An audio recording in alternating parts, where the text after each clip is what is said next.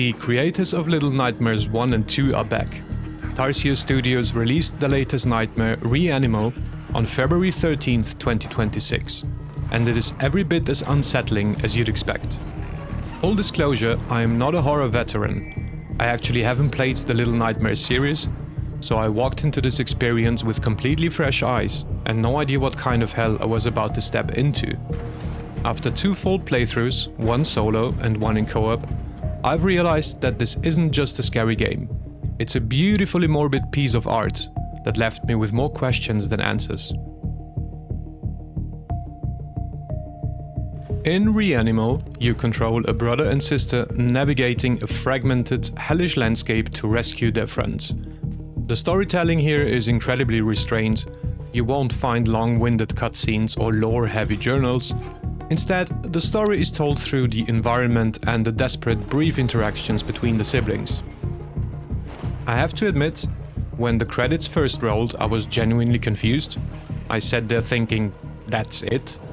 But then the pieces started to settle. This game doesn't hand you a plot on a silver platter. It forces you for some interpretation of its dark, serious themes. It's haunting because it treats heavy topics with a surreal, nightmarish lens that stays in the back of your mind long after you've put the controller down.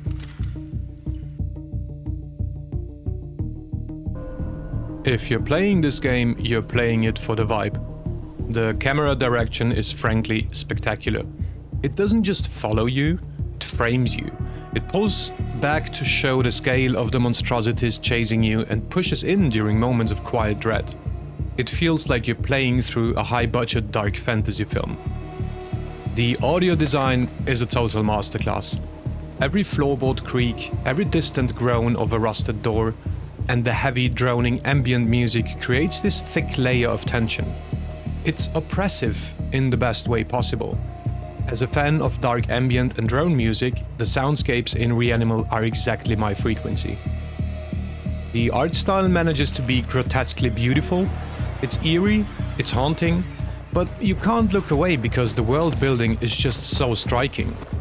The graphics aren't just high fidelity, they have cinematic scale that makes the horror feel truly monumental. When it comes to the game part of the game, things are kept relatively simple.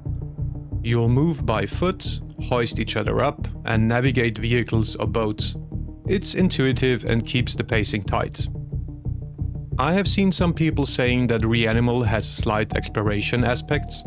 I have to disagree. While you might find a hidden room or a small secret, the path is very linear.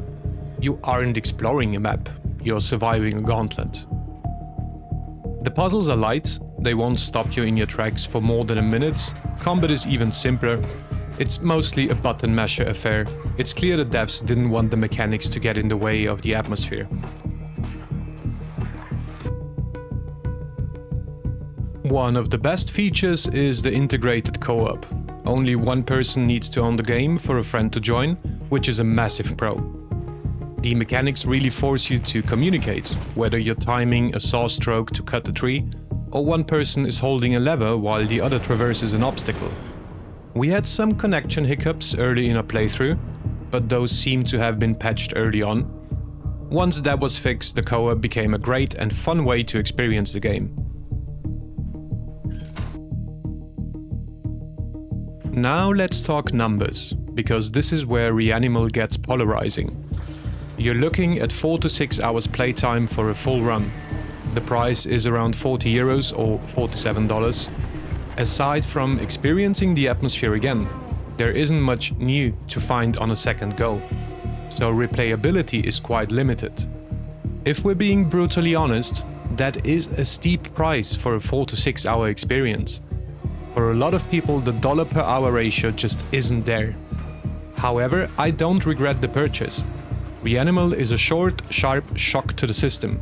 It's a masterclass in sound and art direction that offers an experience you won't forget as quickly. If you found this video helpful, please consider hitting the like and subscribe buttons below. It really helps my tiny channel to grow in the future.